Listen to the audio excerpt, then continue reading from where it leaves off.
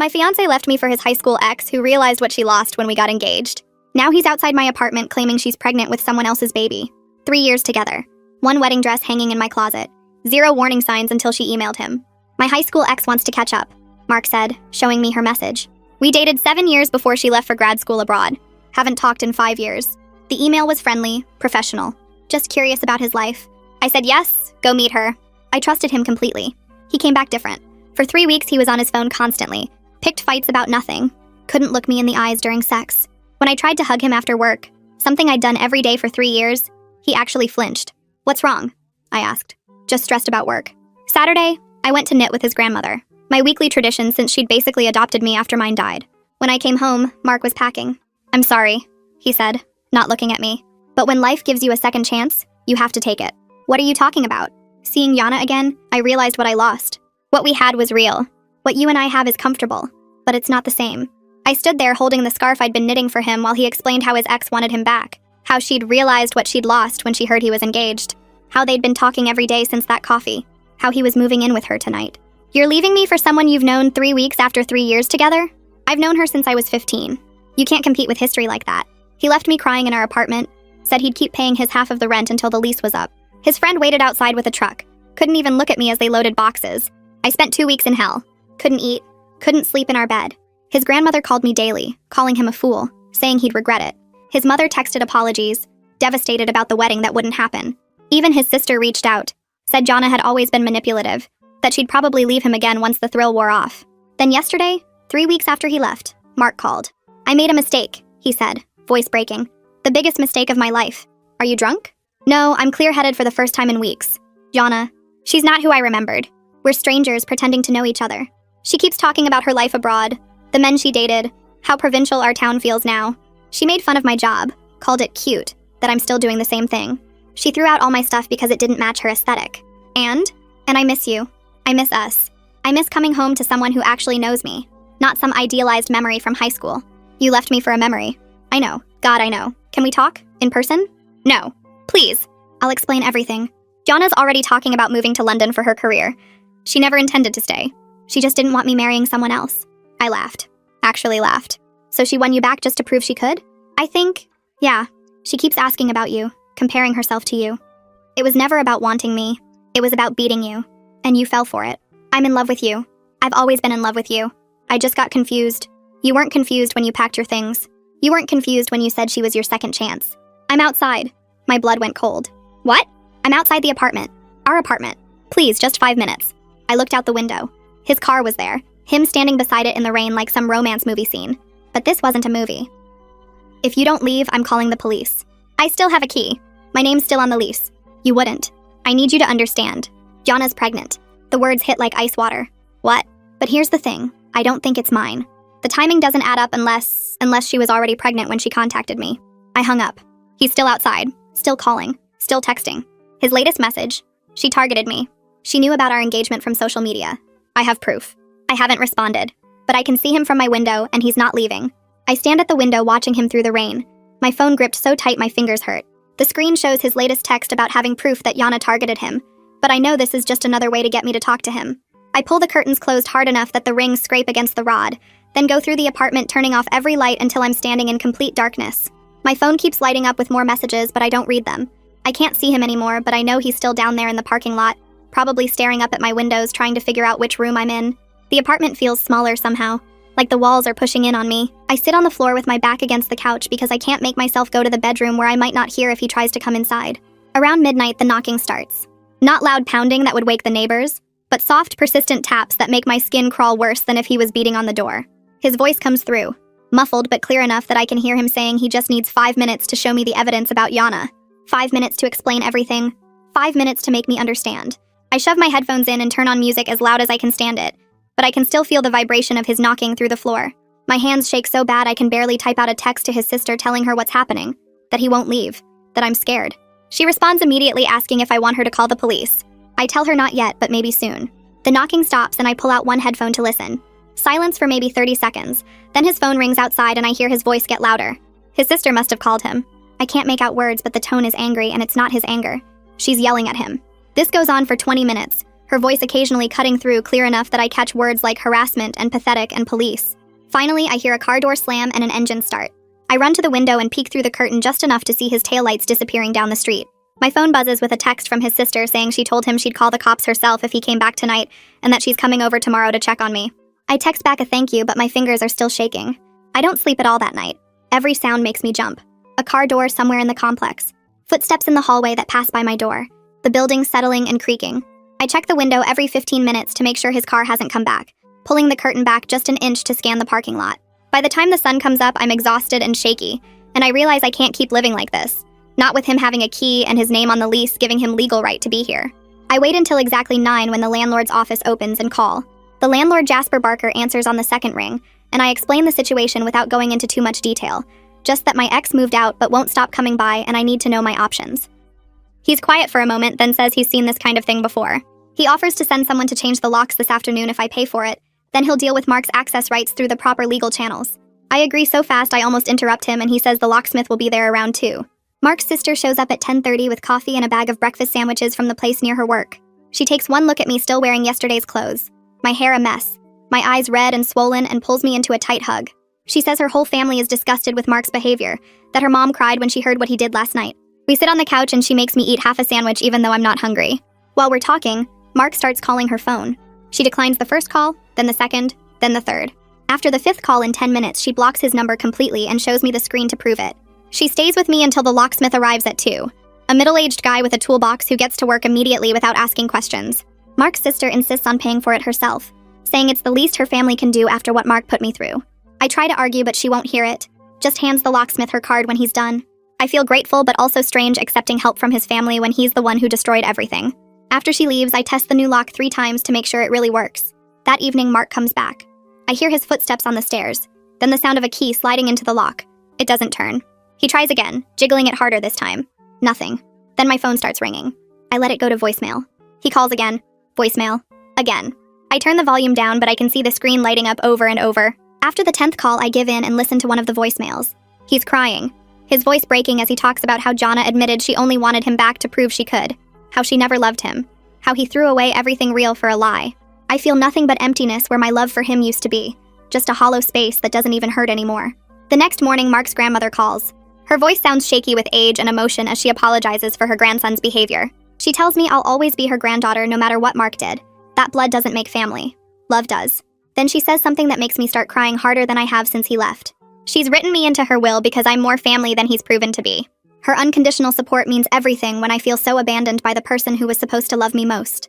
After work, Natasha comes over and finds me on the floor surrounded by wedding planning binders, all the vendor contracts and venue information and menu tastings spread out around me like evidence of a future that doesn't exist anymore.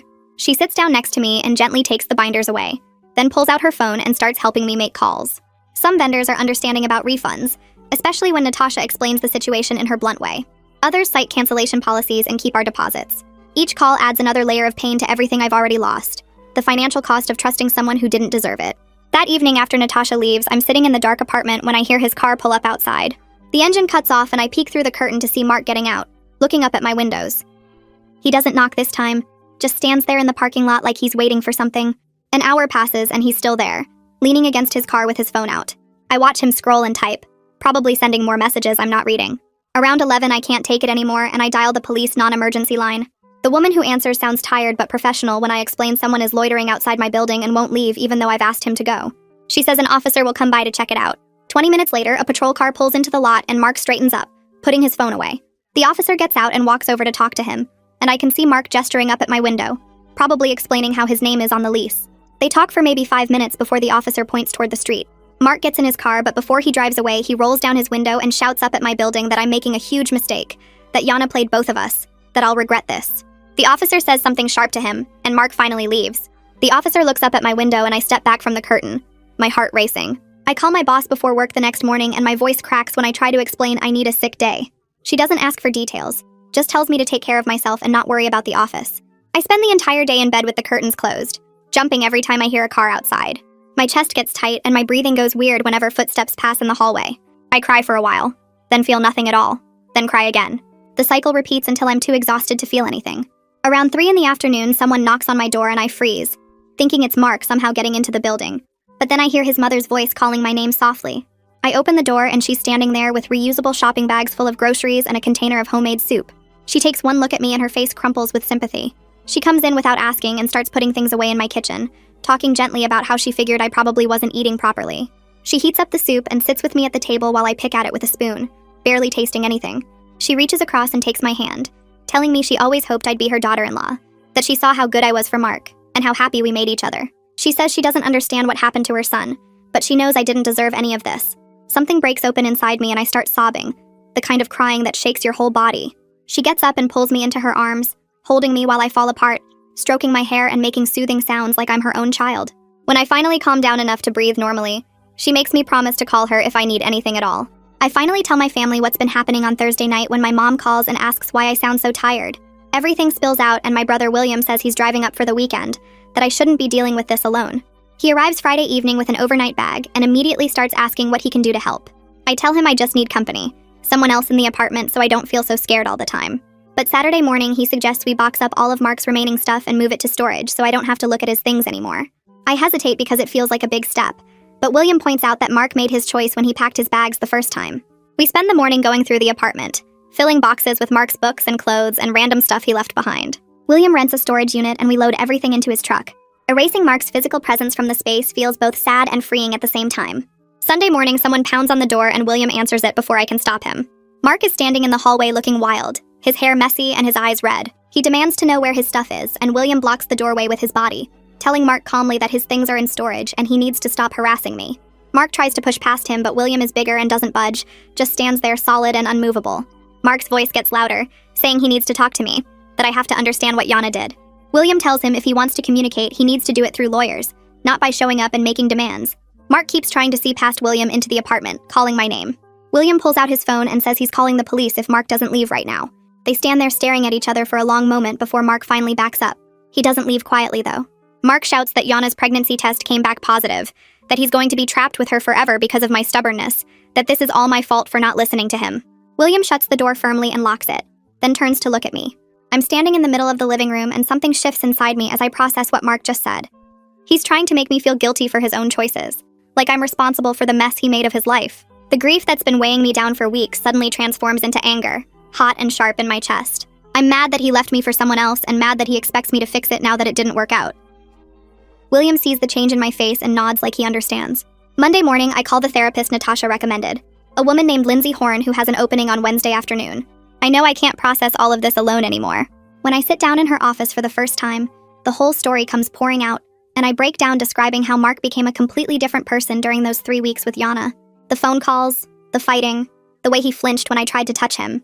Lindsay listens without interrupting, and when I finish, she helps me see something I hadn't wanted to admit. She suggests that maybe Mark always had the capacity for this kind of selfishness, and I just never saw it because our relationship was comfortable, and nothing ever challenged it. The idea makes me feel sick, but also explains so much about how quickly he changed when something shiny and new appeared. Saturday comes around and Mark's grandmother calls to invite me to our regular knitting session like nothing happened. I almost say no, thinking it will be too awkward or painful, but then I get angry again thinking about how Jana and Mark have already taken so much from me. I'm not letting them take this too. When I arrive at her house, there are 2 other women there I've met before, friends of hers who clearly know what happened. They surround me with warmth and kindness, sharing stories about their own heartbreaks and how they survived them. One woman talks about her husband leaving her after 20 years for his secretary. Another about a fiancé who disappeared 2 weeks before their wedding in the 70s. Their stories make me feel less alone, less like I'm the only person this has ever happened to. We knit and drink tea, and I feel something loosen in my chest. During the week, mutual friends start reaching out in that awkward way people do when they've heard something bad happened but aren't sure what to say. Some send careful messages asking if I'm okay. Others just say they're thinking of me. A few actually ask what happened, and I realize Mark must be telling his version to anyone who will listen. I need to tell my side at least once, so I write a group message to our closest mutual friends. I keep it simple and factual. Mark left me for his high school ex 3 weeks before our wedding. It didn't work out with her, and now he's harassing me because I won't take him back. I hit send before I can second-guess myself. The responses come in fast, and they're overwhelmingly supportive. Several people admit Mark contacted them trying to paint me as unreasonable and unforgiving, asking them to convince me to talk to him. 3 friends share screenshots of messages where Mark asked them to tell me he made a mistake. I feel validated knowing other people see through his manipulation attempts, that I'm not crazy for maintaining my boundaries. One friend writes that she always thought Mark took me for granted, and she's proud of me for standing firm. Another says Jana always seemed manipulative back in high school, and he should have known better. The support feels like armor against the guilt Mark keeps trying to make me feel. Tuesday morning, I wake up to a notification on my phone and see Jonna has sent me a direct message on Instagram. My stomach twists before I even open it. The message is long and clearly designed to hurt me. She writes that Mark talks about me constantly, comparing everything she does to how I did things better. She says it's pathetic watching him pine for his safe backup option, and she's getting tired of competing with a memory. She adds that I should feel good knowing I ruined their relationship by being so perfect and boring that Mark can't stop thinking about me. I read it twice, my hands shaking with anger. She's trying to provoke me into responding, into breaking my silence with Mark. I screenshot the entire conversation and send it to Mark's sister without typing a single word back to Yana. Then I block her on every platform I can think of. The satisfaction of not giving her what she wants feels better than any response I could have written. Mark's sister calls me an hour later and she's furious. She tells me she just confronted Mark about his girlfriend harassing me, and he claimed he had no idea Jonna contacted me. She says she doesn't believe him for a second because Jonna's too smart to do something like that without his knowledge or approval. Then she drops the real bomb. Jonna announced on social media yesterday that she's 12 weeks pregnant. Mark's sister did the math, and 12 weeks ago was before Jonna ever reached out to Mark about meeting up. She was already pregnant when she contacted him. The timeline makes it impossible for the baby to be Mark's unless they were together before that coffee meeting. I sit down hard on my couch as this information sinks in.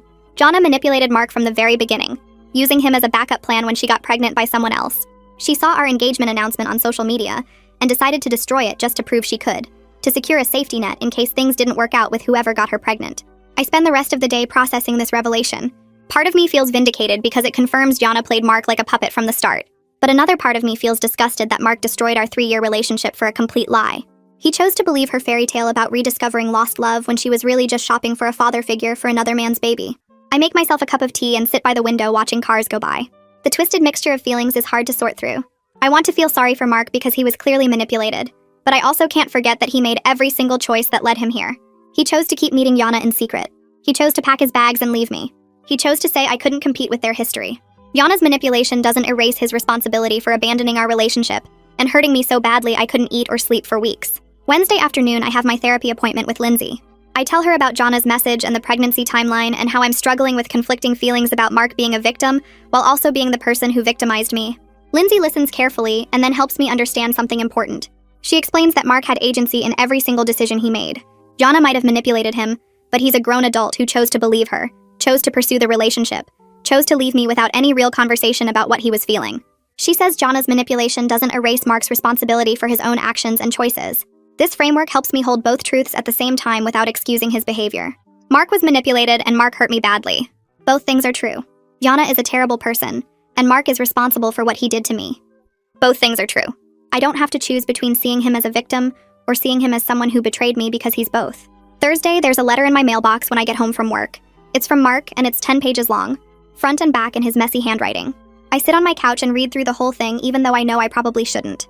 He writes about Jonna's manipulation in detail, explaining the pregnancy timeline and how he realizes now that she targeted him specifically because she saw our engagement announcement on social media.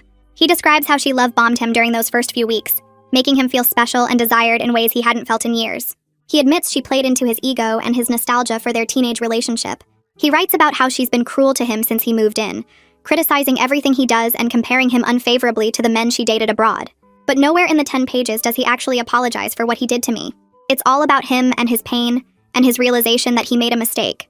There's nothing about how he hurt me or destroyed my trust or left me sobbing in our apartment while his friend loaded boxes. I read the last page and then walk to the kitchen and throw the entire letter in the trash. I'm not interested in his explanations anymore. More letters arrive over the next week.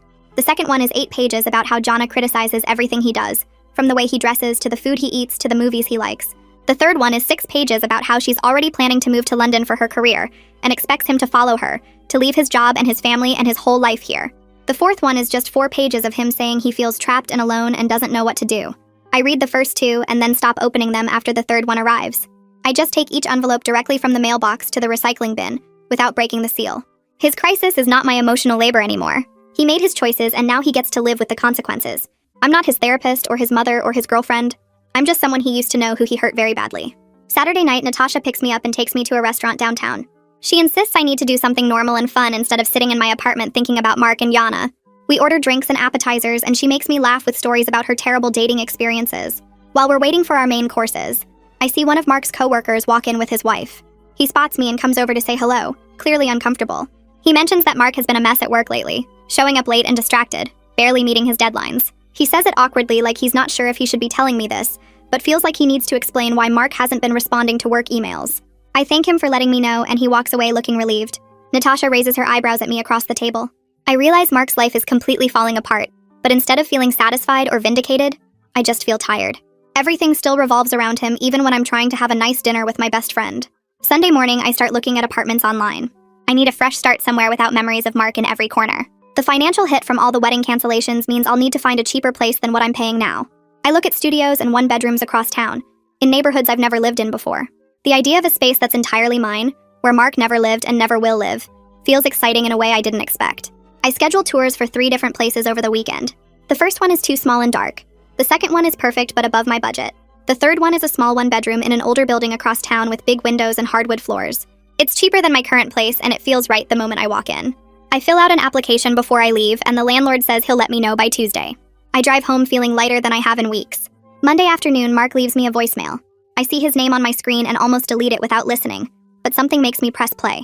His voice sounds desperate and broken as he begs me not to move. He says he heard through mutual friends that I'm apartment hunting, and it means I'm really giving up on us. He talks about how we can work through this if I just give him another chance. His presumption that we're still an us after everything he did makes me so angry, I actually throw my phone on the couch. We stopped being an us the moment he packed his bags and walked out the door. I pick up my phone and text him for the first time since he left. I write that we stopped being an us the moment he packed his bags and my life choices are no longer his concern. I hit send before I can second guess myself. His response comes through immediately. Text after text after text flooding my phone. He writes that I'm being cruel and unforgiving. He says everyone makes mistakes and I'm abandoning him when he needs me most. He sends 20 texts in 10 minutes, each one more unhinged than the last. He writes that I never really loved him, or I would forgive him. He says I'm punishing him for being human and making one mistake. He calls me cold and heartless and says I'm just like Jana in my own way. I screenshot everything methodically, scrolling through each message and capturing it. Then I send the entire collection to Mark's sister and his mother, with a message saying I'm blocking his number now. I block him on my phone, on social media, on every platform we ever use to communicate. The silence that follows feels like I can finally breathe. My phone stops buzzing. The notifications stop coming. I sit in my quiet apartment and feel something like peace settle over me for the first time since this nightmare started. The next morning, I wake up to 17 emails from Mark in my inbox. I open my laptop and create a filter that automatically sends anything from his address straight to archive without me seeing it. The little notification that says the filter is active gives me a sense of control I haven't felt in weeks. I make coffee and actually eat breakfast for the first time in days. Scrambled eggs and toast that I managed to finish without my stomach turning. Mark's sister texts me around noon asking if I'm okay, saying Mark showed up at her house last night crying about how I blocked him everywhere. She tells me Jana is openly cheating on him now, going out to bars and bringing guys back to their apartment while Mark sits there like a kicked dog. I text back that his consequences aren't my problem anymore, and I'm done being his emotional support system. She sends back a thumbs up and says she's proud of me for setting boundaries. I spend the afternoon cleaning my apartment, scrubbing away the feeling of Mark's presence from every surface. I throw out his toothbrush that he left behind, the razor in the shower, the coffee mug he always used. Each item that goes in the trash feels like taking back another piece of my space. Tuesday afternoon, my phone buzzes with a message from an unknown number. I almost delete it without reading, but something makes me open it. Jana's name appears at the top of a long message telling me she's leaving for London next month, and Mark is too pathetic to follow her. She writes that I can have him back if I want her sloppy seconds, then includes details about their relationship that are clearly meant to hurt me, things about their sex life and how Mark cried about me during it. I read the whole thing feeling nothing but disgust at both of them. She ends by saying Mark never got over me, and she was just proving she could take him if she wanted to. I screenshot the message and send it to Mark's sister with a note saying, "This is the last thing I'm sharing about either of them." Then I block Jana's number without responding, cutting off the last thread connecting me to that whole toxic situation. Mark's sister calls me immediately, and we talk for an hour about how manipulative Jana has always been, how she's done this kind of thing before with other guys. She says Jana gets off on breaking up relationships just to prove she can, then loses interest once she wins. I thank her for the validation, but tell her I'm ready to stop talking about Mark and Jana altogether. She agrees, and we make plans to get coffee later in the week, just the two of us without any mention of her brother. Wednesday morning, I check my email and find a message from Jasper saying my apartment application got approved. I actually scream with excitement, the first real joy I've felt in weeks. I call Natasha immediately and she squeals on the other end of the phone, saying we need to celebrate. That weekend, she and William come over to help me start packing. We order 3 pizzas and play music while sorting through my stuff. I get rid of things that remind me of Mark, keeping only what feels like mine. The coffee maker we bought together goes in the donation box because I never liked it anyway. The throw pillows he picked out get tossed. The framed photos of us come down from the walls and I throw them in the trash without looking at them. Natasha finds the wedding binder I'd been hiding under my bed and holds it up asking if I want to keep it. I shake my head and she dumps it straight in the recycling. William packs up my books and kitchen stuff while making jokes about Mark's terrible taste in everything. We work until midnight, making real progress on clearing out the apartment. By the time they leave, I have 6 boxes packed and 3 bags of donations ready to go. Thursday afternoon, Mark's grandmother calls and asks if I'll come to Thanksgiving dinner with their family. She explains that Mark won't be there because they told him he's not welcome until he gets his life together. I'm touched but unsure if I should go, worried it will be awkward with his parents and extended family. She insists I'm family regardless of Mark's choices, that I've been coming to their house for 3 years and nothing changes that. Her certainty makes me tear up with gratitude. I tell her I need to think about it and she says to take my time, but she's setting a place for me either way.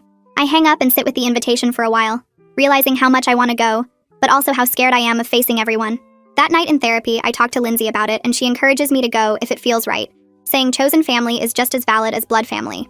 She points out that Mark's family is choosing me over him right now, which says something important about my worth. I leave the session feeling more confident about accepting the invitation.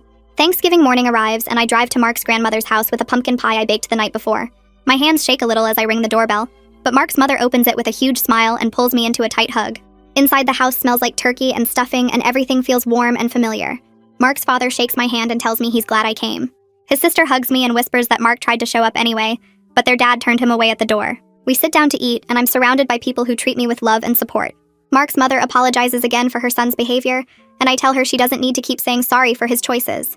His sister jokes that they're keeping me in the divorce and everyone laughs. Even Mark's father, who usually stays quiet during family gatherings, tells me I deserved better, and he's ashamed of how his son acted. His words hit me hard, because he's not someone who shares feelings easily. Mark's grandmother squeezes my hand across the table, and I feel tears starting, but I blink them back. During dessert, Mark's sister mentions that Yana left for London last week, and Mark is completely alone now. She says he burned bridges with most of his friends through his behavior over the past few months, always canceling plans to be with Yana or talking about nothing but his relationship drama. I feel a flicker of pity, but mostly relief that this chapter is truly closing. Mark's grandmother squeezes my hand again and says, "Some people have to lose everything to learn anything." The conversation moves on to other topics, and I relax into the warmth of being with people who chose me. We play cards after dinner and I laugh more than I have in months. When I leave that night, Mark's mother hugs me at the door and tells me I'll always have a place at their table. I drive home feeling full in a way that has nothing to do with food. The following weekend, William, Natasha, and Mark's sister all show up to help me move. I'm surprised when his sister arrives with her truck, but she insists on helping, saying she wants to support my fresh start. We load boxes and furniture, making multiple trips across town to my new apartment. The space is smaller, but it's mine, with no memories of Mark or our failed relationship. The walls are white and clean. The floors are old hardwood that creak under my feet. I hang new curtains that I picked out myself, light gray ones that let in plenty of sunshine. We arrange furniture and I put my books on shelves in a different order than before. Natasha helps me set up my bedroom while William and Mark's sister handle the living room. By evening, everything is in place and my new apartment looks like a home. They order Chinese food for dinner and we sit on my floor eating straight from the containers because I haven't unpacked my plates yet. Mark's sister toasts with her soda can to new beginnings, and everyone clinks their drinks together. After they leave, I walk through each room touching the walls, claiming this space as mine. My first night in the new apartment, I sleep better than I have in 2 months. I wake up feeling lighter, like something heavy lifted off my chest during the night. The sunrise comes through different windows, and I actually smile watching the light change across my bedroom wall. I make coffee in my new kitchen, standing at the counter in my pajamas without any memories of Mark doing the same thing. The apartment is quiet in a good way, peaceful instead of lonely. I spend the morning unpacking more boxes and hanging pictures on the walls, only ones that feel like me. No photos of Mark, no reminders of our relationship, just images of places I want to visit and art I picked out myself. By afternoon, my new place feels settled and real. Tuesday evening, I'm making dinner when someone knocks on my door. I look through the peephole and my stomach drops. Mark stands in the hallway looking terrible, thin and exhausted with dark circles under his eyes. His clothes hang loose on his frame like he's lost 20 pounds. He knocks again and starts talking through the door, begging me to let him explain. He says he has nothing left and I'm the only person who ever really knew him. His voice cracks and I hear him crying, but I don't open the door. Instead, I call his sister and she answers immediately. I tell her Mark found my new address somehow and he's outside my apartment. She says she'll be there in 10 minutes and tells me not to engage with him at all. I stand away from the door listening to Mark beg and cry, my heart pounding but my resolve firm. When his sister arrives, I hear her voice in the hallway, furious that he's stalking me. She yells at him about boundaries and restraining orders and how he's making everything worse. Eventually, I hear them leave and the hallway goes quiet.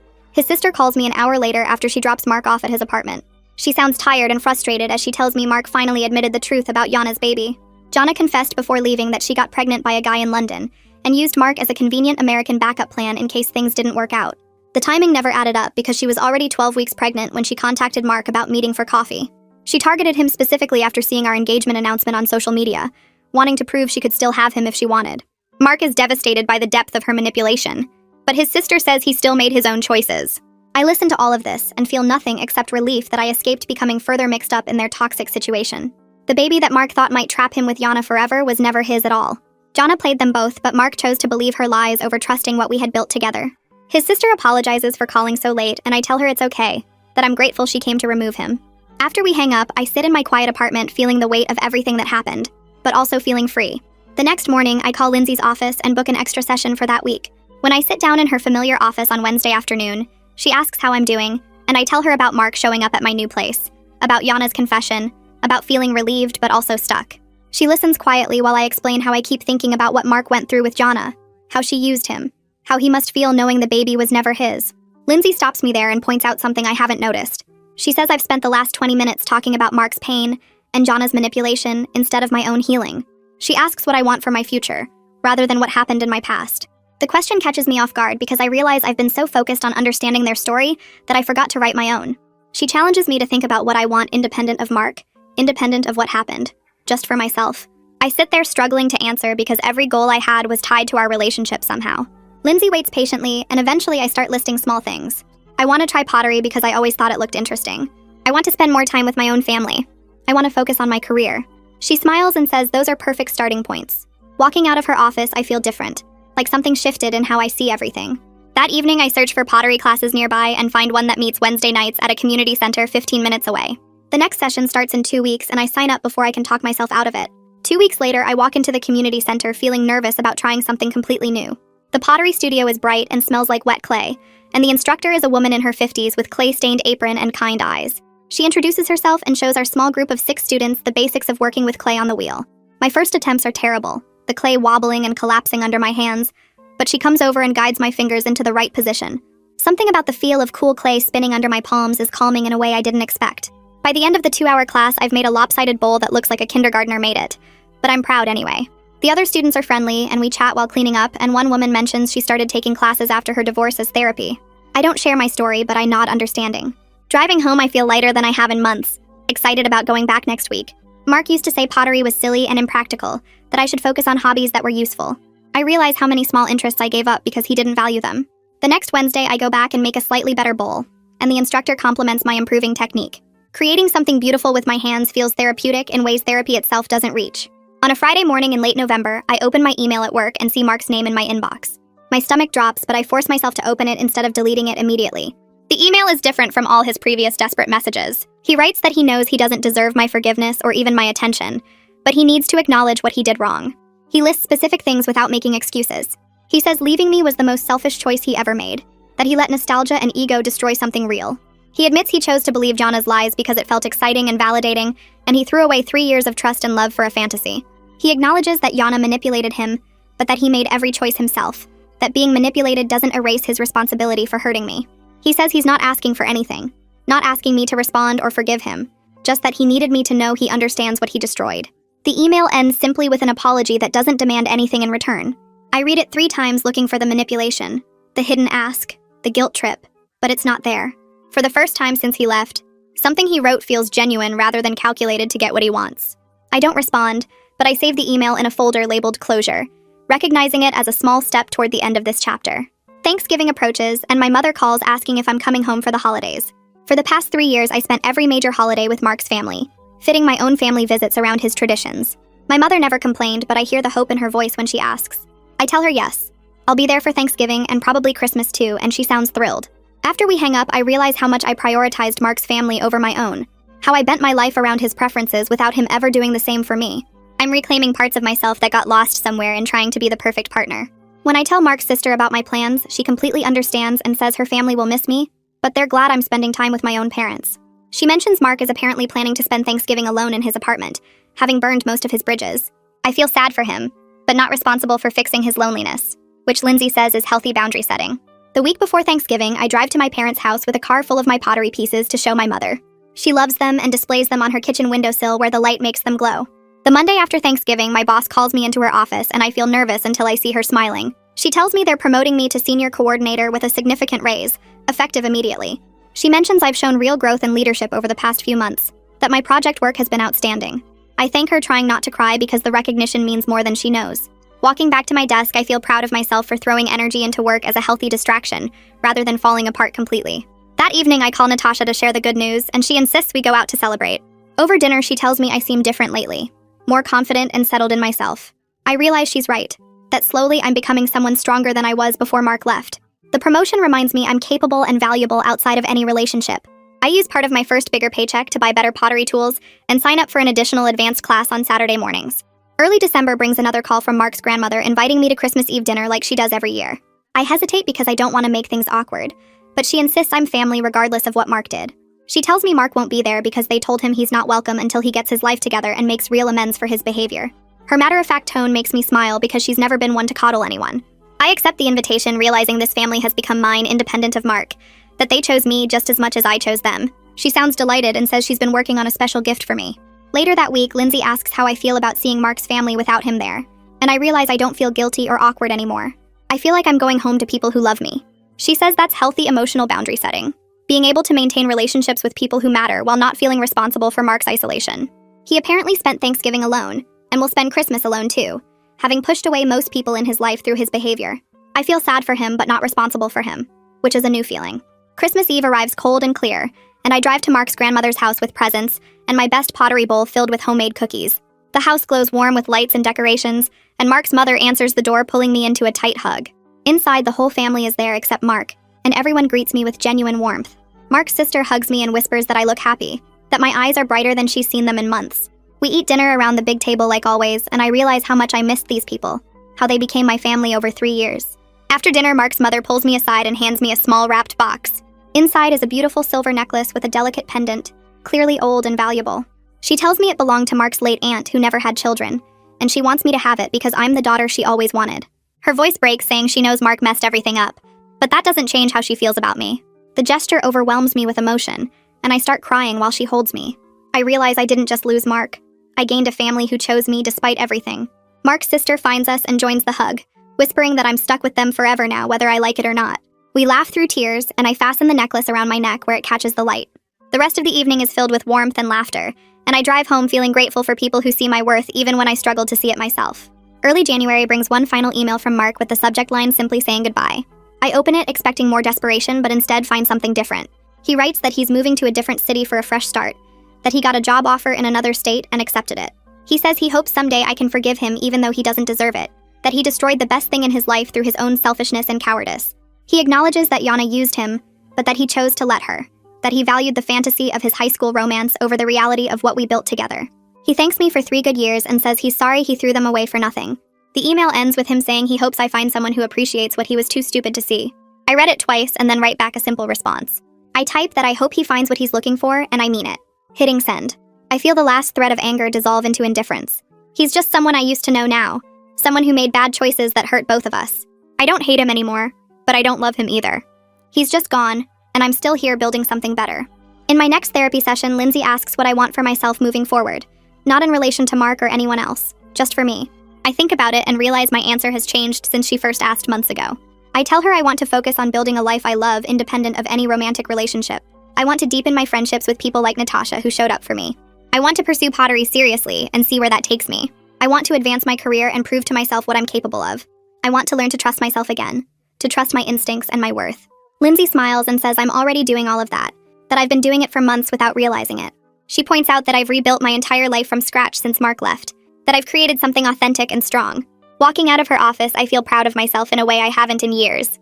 I'm not the same person Mark left crying in our apartment, and I'm grateful for that. I've learned I don't need someone to complete me because I was never incomplete, just temporarily lost. February brings a weekend pottery workshop that I sign up for after my instructor mentions it. The workshop runs Saturday and Sunday, 8 hours each day of focused work with an experienced artist teaching advanced techniques. I'm nervous about spending that much time on something I'm still learning, but I show up Saturday morning ready to try. The instructor is patient and talented and pushes us to experiment with forms and glazes we haven't tried before. I spend both days covered in clay, completely absorbed in the work, and by Sunday evening I've created 3 pieces I'm genuinely proud of. The instructor pulls me aside before I leave and tells me I have natural talent, that I should consider taking advanced classes and maybe even selling my work someday. Her words surprise me because I never thought of pottery as anything more than therapy. Driving home with my new pieces carefully wrapped in the passenger seat, I feel excited about something that's entirely mine. Mark never touched this part of my life, never had opinions about my pottery or influenced how I approached it. This is something I discovered and developed completely on my own, and that makes it precious in a way nothing else is right now. A week after the workshop, Natasha comes over with her laptop and a bottle of wine, announcing we're booking a trip. She pulls up beach resort websites and starts scrolling through options for a spring getaway. I realize she's looking at the same dates I would have been on my honeymoon, and instead of the gut punch I expected, I feel something close to excitement. We book a 5-day vacation to a beach town neither of us has visited before, splitting the cost and picking a hotel with an ocean view. Natasha raises her glass and jokes that this is my divorce celebration, even though I never actually married Mark, and I laugh because it feels true. This trip will create new memories in time that was supposed to belong to him, and I'm taking it back for myself. The next morning, I stop at a coffee shop near my apartment for my usual order, and while I'm waiting, one of Mark's old friends walks in. He recognizes me and comes over, asking how I've been in that careful way people do when they know something bad happened. I tell him I'm doing well, and he mentions he talked to Mark recently, that Mark moved to a new city and got a better job and started going to therapy. He says Mark seems to be doing better, getting his life together, and I nod politely while my coffee gets made. I'm genuinely glad Mark is getting help because nobody should stay broken, but I also realize I don't actually need to know any of this. When he asks if I'm still in touch with Mark, I change the subject to ask about his own life, and we chat about his new dog until my order is ready. Walking back to my apartment, I noticed that hearing about Mark didn't hurt at all, didn't make my stomach clench or my chest tighten. He's just someone I used to know who made choices that hurt both of us, and now he's working on himself somewhere else. I've truly moved on. Valentine's Day arrives in mid-February, and instead of spending it alone feeling sorry for myself, I go to a party Natasha throws at her apartment. She calls it a Galentine's celebration and invites 6 of her single friends, including me. We eat too much chocolate and drink wine and play ridiculous games that make us laugh until our sides hurt. Someone suggests we go around and share the worst date we've ever been on, and the stories get progressively more outrageous as the wine flows. I realize I'm genuinely happy surrounded by these women who chose to show up for each other, who celebrate friendship instead of mourning absent relationships. This is better than any romantic dinner would have been. When I get home that night, I text Natasha thanking her for including me, for creating space where being single feels like a choice rather than a failure. She responds with heart emojis and says I'm stuck with her forever now. The call comes on a Tuesday morning in late February while I'm getting ready for work. Mark's mother's voice is shaking when she tells me his grandmother passed away peacefully in her sleep during the night. I sit down hard on my bed, phone pressed to my ear, as she gives me the funeral details. The grief hits immediately and completely. This woman who became my grandmother when mine died, who called me every week and taught me to knit and wrote me into her will. I cry for an hour before pulling myself together enough to call my boss and explain I need the day off for a funeral. The service is on Thursday at the church where Mark's family has gone for generations.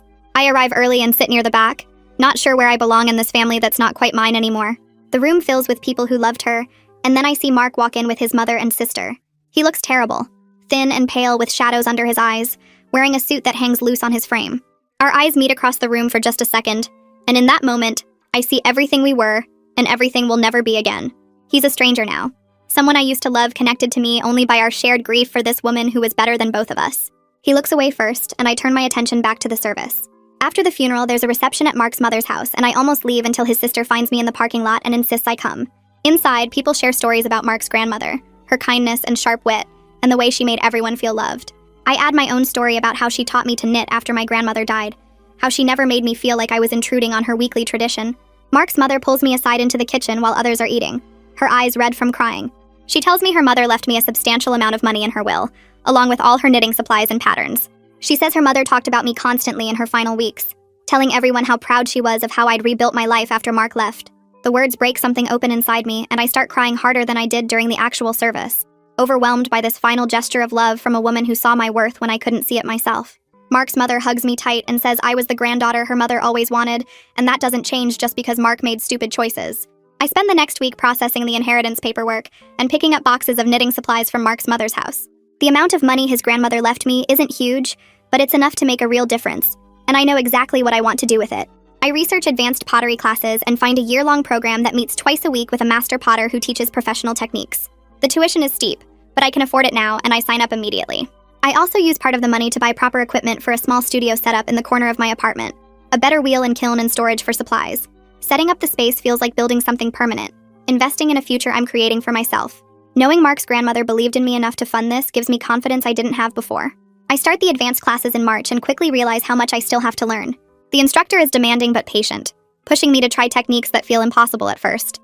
I spend hours at my wheel practicing, and slowly I start creating pieces I'm genuinely proud of, work that feels like it means something beyond just therapy.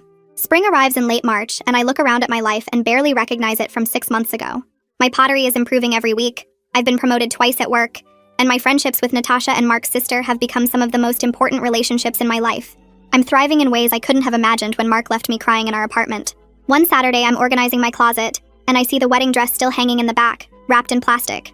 I pull it out and hold it up. This beautiful, expensive thing that was supposed to represent my future with Mark. Looking at it now, I feel nothing except the sense that it's time to let go of this last physical reminder of what didn't happen. I search online and find a charity that provides wedding gowns to brides who can't afford them, and I call to arrange a donation. The next day, I drive the dress across town to their office and hand it over to a volunteer who thanks me warmly. Driving away, I feel like I just closed a book I finished reading, the story complete even if it didn't end the way I planned. That night, I rearrange my closet, and the empty space where the dress hung becomes room for new clothes that reflect who I'm becoming instead of who I thought I'd be. I sleep peacefully that night without any dreams of Mark for the first time since he left, and I wake up feeling lighter than I have in months. In early April, Natasha mentions she has a coworker who's single and asks if I'd be interested in meeting him for coffee. My first instinct is to say no, but then I realize I'm not actually opposed to the idea anymore. We set up a casual coffee date on a Saturday afternoon at a place near my apartment. He's nice, and we have an easy conversation about books and travel and our jobs, but there's no romantic spark between us. Walking home afterward, I realize that's okay, that I enjoyed the conversation anyway, and I'm ready to eventually date again when the right person comes along. I'm not afraid of trusting someone new because I trust myself now to recognize red flags and maintain boundaries, to walk away if something doesn't feel right. A few days later, Mark's sister calls and mentions almost casually that Mark is dating someone new in his city, a woman he met through his therapy group who knows about his past mistakes. She says they seem to be taking things slowly, that Mark is being more careful this time. I wait for some feeling to hit me, jealousy or anger or even satisfaction, but all I feel is hope that he's learned from what happened between us. I tell his sister I'm glad he's moving forward, and I mean it, because him being happy doesn't take anything away from my own happiness. She's quiet for a moment and then says, I taught their whole family what healthy boundaries look like, that watching me rebuild my life showed them all what self-respect means. Her words stay with me after we hang up. This idea that my healing became a lesson for people I love. I think about how far I've come from the woman who stood crying while Mark packed his bags, and I feel proud of myself in a way that has nothing to do with anyone else's approval. In March, I start working on a large vase during my advanced pottery class, spending 3 weeks on the intricate details that cover its surface in swirling patterns. My instructor stops by my wheel one evening and studies the piece for a long moment before suggesting I enter it in the local spring art show. I'm nervous about showing my work publicly, but I agree because the vase represents something important. This beautiful thing I created from raw material through patience and careful attention. The show opens in early April, and I stand in the gallery surrounded by professional artists' work, feeling like an imposter until I see people stopping to look at my vase. When the judges announce second place in the ceramics category, I'm genuinely shocked, my hands shaking as I accept the ribbon. 3 different people ask if I do commissions, and I give them my contact information while my brain tries to process that pottery might become more than just therapy. Driving home that night, I think about building something meaningful from the darkest period of my life, turning pain into actual transformation instead of just survival. 2 weeks later, Mark's mother invites me and his sister to dinner at her house. The 3 of us eating pasta and drinking wine like we've done monthly since Mark left. His mother mentions casually that Mark reached out asking about me, wanting to know how I'm doing. She told him I'm doing wonderfully, and he should focus on his own healing rather than looking backward. I'm grateful she protected me from another attempt at contact, and his sister squeezes my hand across the table, reminding me this family chose me regardless of what Mark did. Later that night, I stand in my apartment looking around at the pottery pieces on every shelf, the photos with friends covering my walls, the reminders of the life I built from the rubble of my broken engagement. I'm not the same person Mark left crying in our shared apartment 6 months ago, and I'm grateful for that change. I learned I don't need someone to complete me because I was never incomplete in the first place, just temporarily lost in someone else's story, and now I've found my way home to myself.